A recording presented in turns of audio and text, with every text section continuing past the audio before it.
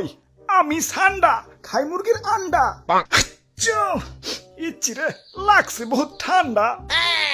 Saudi আরবে কফিলের যন্ত্রণায় 1971 সালে আমার দাদা পরদাদারা সৌদি ছেড়ে বাংলাদেশ এসে বসবাস শুরু করছিল। থ্যাংক ইউ দাদু। দাদা যদি সৌদি না ছাড়তো এতদিনে তো কফিলের ছেলেবেলের পেটে চলে যাইতাম। সবুজ শ্যাবল বাংলাদেশে খুব রিল্যাক্সে আছি। না আছে কফিলের যন্ত্রণা, না আছে মরুভূমির যন্ত্রণা। আহা কি আনন্দ আকাশে বাতাসে। মন্ত্রী, ওই মন্ত্রী, আরে ওই মন্ত্রী।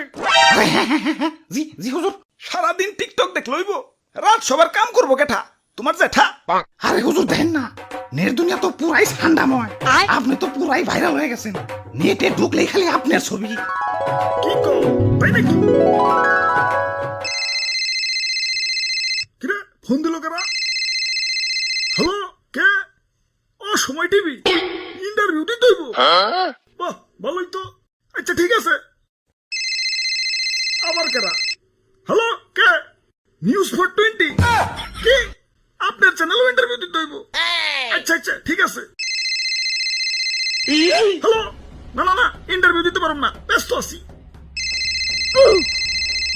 হাই হাই, ও নো, এই ফোনের উপরে ফোন আইতাছে। ধুর, ভাইরাল হয়ে যন্ত্রণায় আছি, ফোনের পর ফোন। এই বাঙালি নিউজ রিপোর্টার কি খাইয়া দেয় কোনো কাম নাই। কেউ ভাইরাল হইলি হয়, ওরে নিয়ে নিউজ বানাইতে বানাইতে জগা খিচুড়ি বানাই দেয়। মানুষে পাত দিয়েও সারা পারে না, ওইটাও নিউজ হয়ে যায়।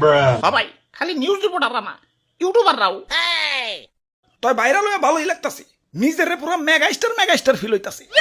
সাকিব খান রে ফোন দিয়ে ক বরবাদ টুতে যেন আমারে রাখে। আরে হুজুর, খবর কিছু রাখেন। বরবাদ টুতে আপনারা রাখবো, নিশ্চয় রাখবো।